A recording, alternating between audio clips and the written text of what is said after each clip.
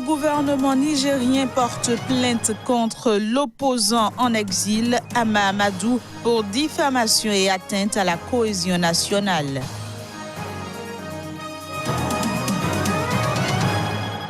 Tenue d'un atelier de formation des membres décentralisés du réseau des femmes leaders en République centrafricaine.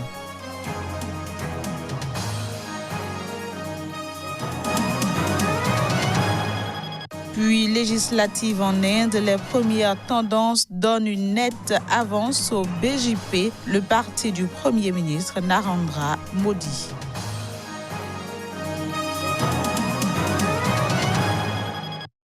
Nouvelle page de l'information sur Sika TV. Bienvenue à chacun et à tous.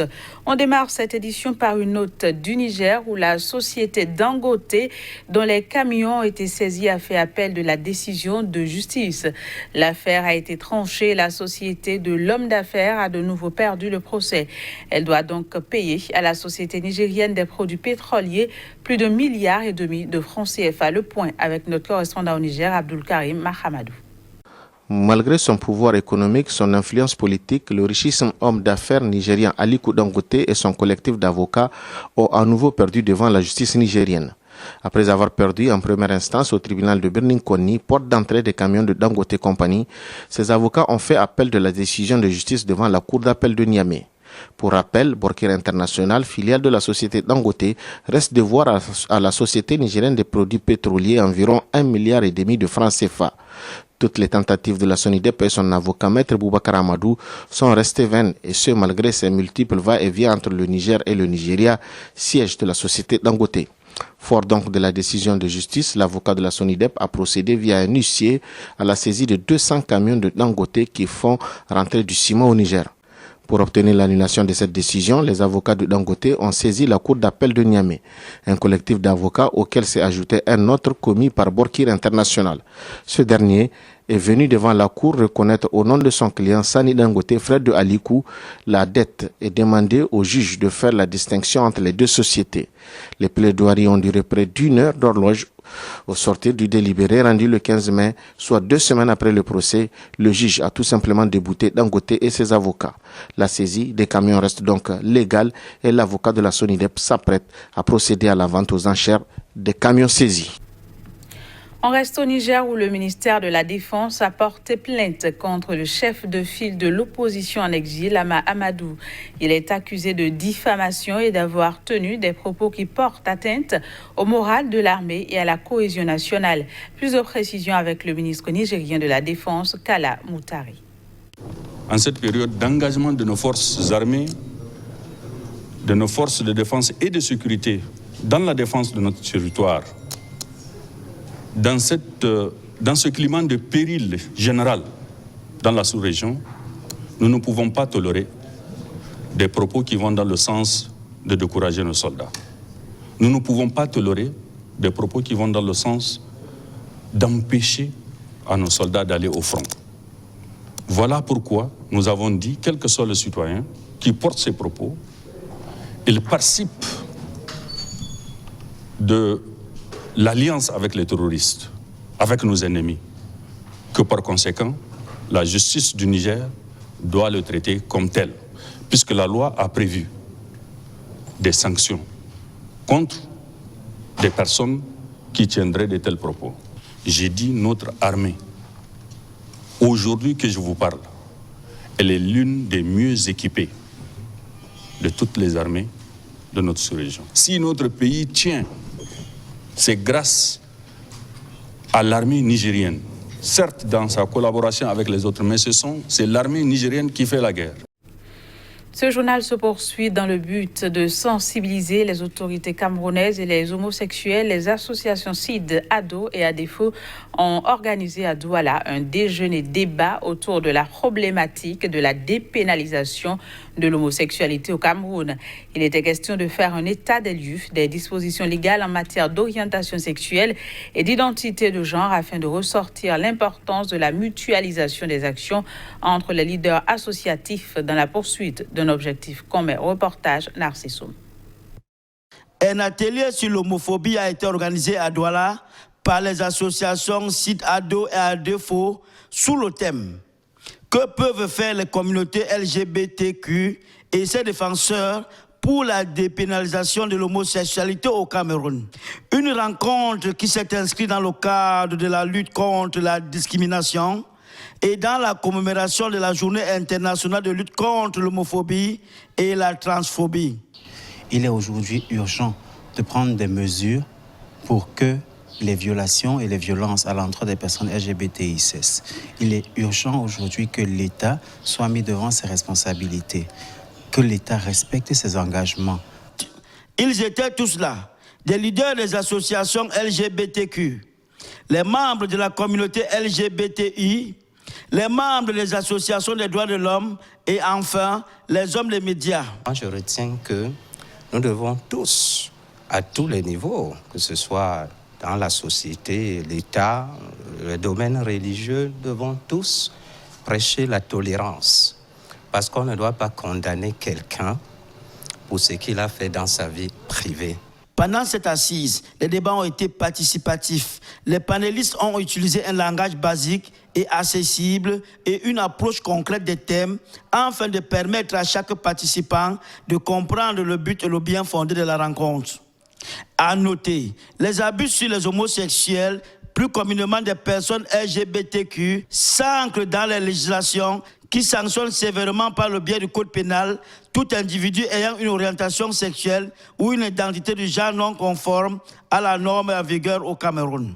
Les conséquences de l'article 347 bis du code pénal consistent principalement à créer un climat homophobe dans toute la société, légitimant une stigmatisation et des discriminations à l'encontre des personnes LGBTI, notamment de la part de la famille et de l'entourage.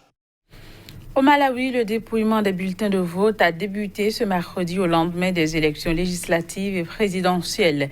Les observateurs des ONG locales ont salué le bon déroulement des scrutins en dépit de quelques rares incidents. Alors que le pays attend les résultats d'une présidentielle à suspense, la commission électorale a, lors d'un point de presse, mis en garde contre l'utilisation de résultats non officiels. Lentement mais sûrement, les dépouillements ont débuté au Malawi au lendemain des élections présidentielles et législatives. En début d'après-midi de mercredi, les bulletins d'à peine 1% des quelques 5000 centres de vote du pays avaient été comptabilisés sur le site internet de la commission électorale.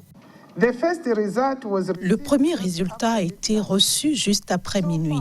Jusqu'à présent, nous avons reçu des résultats partiels des bureaux de vote de tout le pays.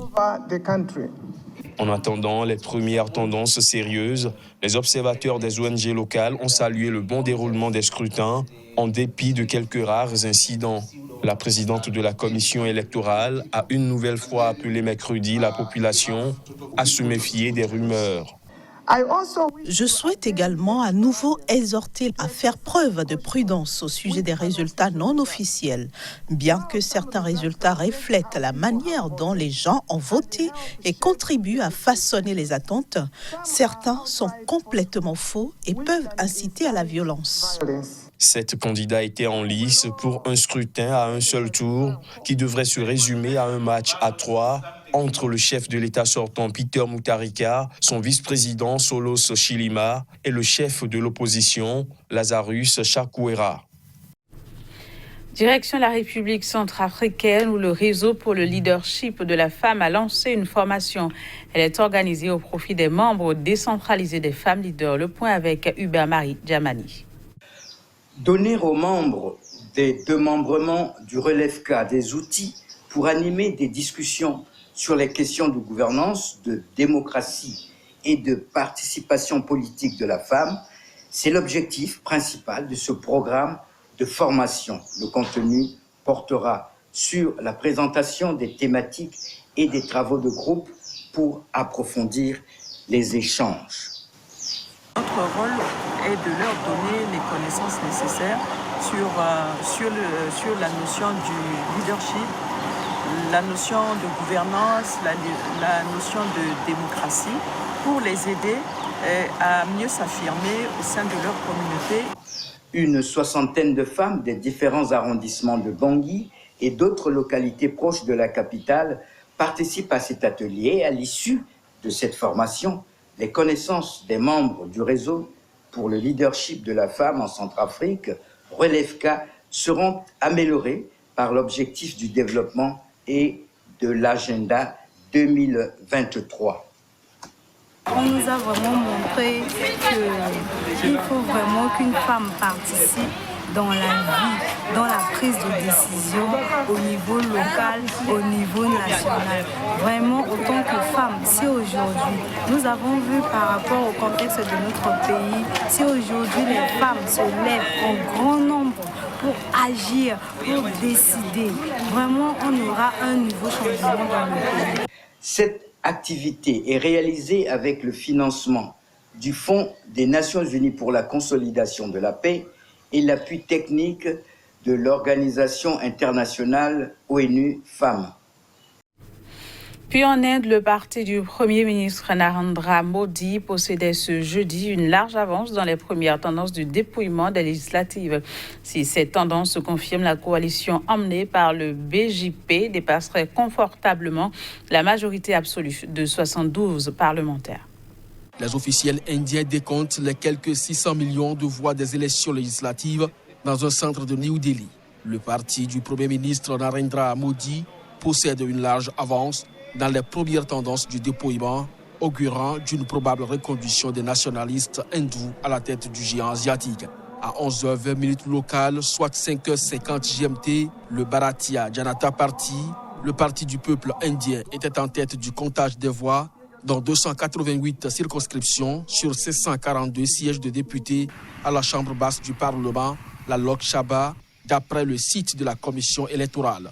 Si cette tendance se confirme, la coalition amenée par le BJP dépasserait confortablement la majorité absolue des 272 sièges parlementaires.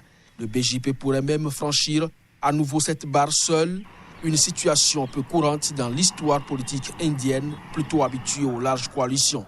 Par contraste, le parti du Congrès, principale formation d'opposition, ne faisait la course en tête que dans 50 circonscriptions de la Lok Sabha.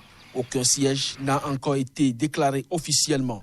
67% de 900 millions d'électeurs indiens ont voté au cours de 6 semaines sur avril-mai, au plus grand scrutin jamais organisé.